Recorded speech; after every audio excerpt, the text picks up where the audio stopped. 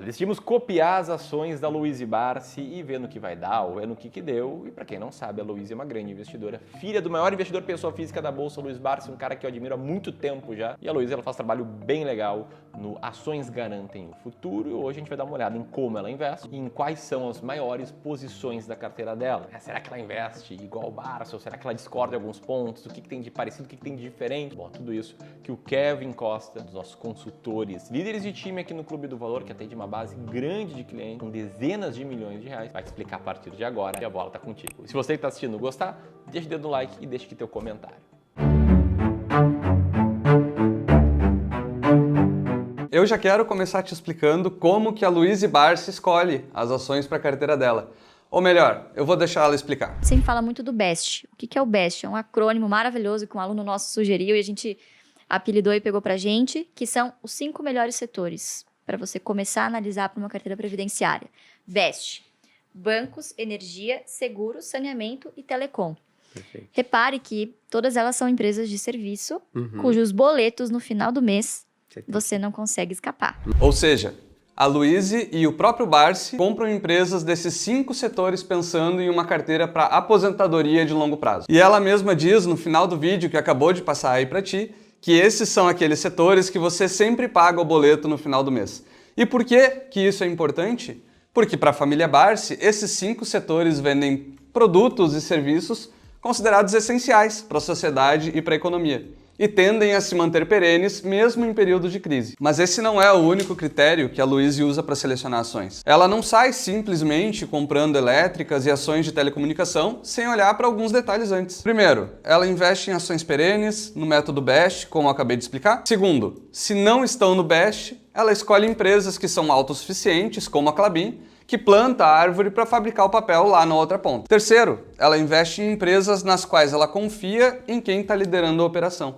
Um exemplo disso é que a Louise já disse que não investe em Vale, porque a considera uma empresa sem um dono, já que são conselhos e comissões que tomam as decisões. E por fim, investe em ações boas pagadoras de dividendos, que para eles são aquelas que pagam 6 ou mais de dividend yield. Só que é claro que a prática é diferente da teoria. E a própria Louise vai te dizer que a carteira ideal dela está longe da realidade, como eu vou te mostrar na sequência. E eu também preciso dizer que nós, do Clube do Valor, seguimos outra estratégia, que na média performou melhor que a carteira da Louise. Espera aí que eu já te mostro. Só que nessa linha, eu quero te chamar a atenção para o seguinte: se até a filha do Barsi passa por contratempos na hora de montar a própria carteira, ela, que é uma investidora profissional, certificada e graduada, eu te pergunto, tu te sente 100% seguro com a tua carteira atual? Sabe exatamente a hora de vender um ativo e a hora de comprar mais do outro? Consegue arranjar tempo para estudar o mercado e investir bem? Se tu respondeu sim com convicção para tudo, maravilha. Mas se ficou na dúvida, eu quero te convidar a agendar uma consultoria de investimentos gratuita. Esse é um serviço completamente sem custos que o Clube do Valor oferece, mas que tem gente pagando centenas de reais por aí. Inclusive, conheço uma pessoa que fez uma consultoria com um youtuber famoso de investimentos e o preço que a pessoa pagou foi 15 mil reais por 2 reuniões. Então, se tu quer aproveitar a oportunidade de conversar com um profissional sobre a tua carteira de investimentos, como fez esse investidor que saiu satisfeito da consultoria, e ele fala atendimento fantástico, linguagem simples, mas demonstrando grande conhecimento, enfim, aponta a câmera do teu celular para o QR Code na tua tela ou clica no primeiro link da descrição. Mas eu sugiro que tu faça isso agora, porque na minha agenda e na dos meus colegas temos apenas 4 vagas restantes para a próxima semana. Mas beleza, entendido como a Louise investe, resta saber como que é a carteira da filha do Barsi e quais ações ela está comprando. Em uma entrevista recente, ela nos disse o seguinte: Hoje estou com muito mais caixa do que eu gostaria, uns 15% de caixa na carteira, e o restante do que está alocado, esses 85% restantes, estão 100% em ações, no Brasil. Divididos respectivamente, também numa alocação que está longe do que eu considero ideal para o meu gosto, né? Eu gosto de manter sempre 80-20, 80% previdenciário, que são as empresas lá boas pagadoras de dividendo, perenidade, enfim, e 20% de oportunidades, que são empresas que talvez estejam passando por um momento mais difícil, um turnaround, ou empresas que ainda vão se tornar grandes pagadoras, têm potencial de se tornarem grandes pagadoras de dividendo no futuro. Gosto de manter o 80-20, mas por conta de conjunturas de mercado e oportunidades que a gente viu de aporte agora nesse último ano, eu tô num 60-40, tô um pouco Eu te comentei agora há pouco, nem a própria Luizy está 100% satisfeita com a própria carteira. Então, para recapitular, ela nos contou o quê? De 100% do patrimônio de investimento dela, 15% está em caixa e os outros 85% estão alocados em ações brasileiras. Desses 85%, ela acredita que a alocação ideal seria a seguinte: 80% na carteira previdenciária, ou seja, naquelas ações perenes do método BEST, e 20% em ações de oportunidade. Só que na realidade o que está acontecendo com a carteira dela hoje é o seguinte: 60% está na carteira previdenciária e outros 40% na de oportunidade. Entendido isso, vamos destrinchar um pouco mais. Quais ações que estão dentro dessa alocação? Gente, a minha carteira tem muito setor de seguros. Eu diria que hoje o setor que eu mais estou me aprofundando é o setor que eu gosto muito, então BB Seguridade é a primeira da minha carteira. Tem bastante banco, então Banco Santander e Banco do Brasil, somando ali, estão disputando ali o segundo e terceiro lugar. E tem outras duas ações de oportunidade aqui, que são mais, como é que eu vou dizer assim, aquele 20% que eu deixo da carteira para uma empresa que futuramente vai pagar bons dividendos, né? Então tem o Cosan também, que é a quarta maior posição aí da carteira. Só que é claro que ela não tem só essas 4. Olha só. Peste, atualmente eu só não tenho T, né? Então tenho de energia, tenho Auren, tenho Taesa, me lembra o que mais? Nem eu sei. TRPL, isso. Banco, sem dúvida nenhuma, os mais relevantes são o Banco do Brasil e Santander, né? Seguros, BB Seguridade e Caixa, tem nem o que falar. Então são essas que a gente tá sempre comentando. Né? Arroz com feijão. Arroz com feijão, né? E mais as voltadas para oportunidade, né? Que são posições mais táticas, enfim. É Cosan, uma posição bem grande. Taurus. Legal. Tem Unipar, tem o Klabin, tem um pouquinho de IRB, tem Eternit. Eu montei aqui uma planilha com essas ações e com outras que eu sei que ela também tem. As que estão em verde, eu sei que ela tem uma proporção maior, então é isso que eu vou considerar. Lembrando que eu não tenho como saber exatamente qual o peso de cada ação na carteira da Luizy. Então o que eu fiz aqui foi dar um peso estimado com base no que ela nos diz nos 2 vídeos. Por isso, eu considerei 12% das ações em BBSE, que ela disse ser a número 1 da carteira, 10% em Santander, 9% em Banco do Brasil e 8% em Cosan, levando em conta a proporção que ela revela. Depois, eu coloquei pesos iguais para cada um deles e considerei a rentabilidade dos últimos 10 anos investidos, levando em conta que a Luizy é uma investidora de longo prazo. Ah, Kevin, mas esses preços com certeza mudaram ao longo dos anos, isso aí não tá certo. Eu sei, só que como eu não tenho acesso à carteira completa dela, o que eu tô fazendo aqui é uma estimativa. E dito isso, eu te pergunto, quanto você acha que isso rende ao final desses 10 anos? Para esse cálculo, eu peguei a valorização dos últimos 10 anos de cada uma das ações, já considerando dividendos, ou seja, não importa aqui o que é valorização da ação, não importa o que é dividendo que está caindo na conta, nesse cálculo já está considerada a rentabilidade total aglomerada dessas ações. E um adendo é que algumas dessas ações aqui tiveram IPO depois de 2014, como é o caso de Caixa Seguridade. Então a rentabilidade que eu considerei é proporcional ao tempo de investimento. Algumas das ações têm boas valorizações, de 100% ou 200% no período.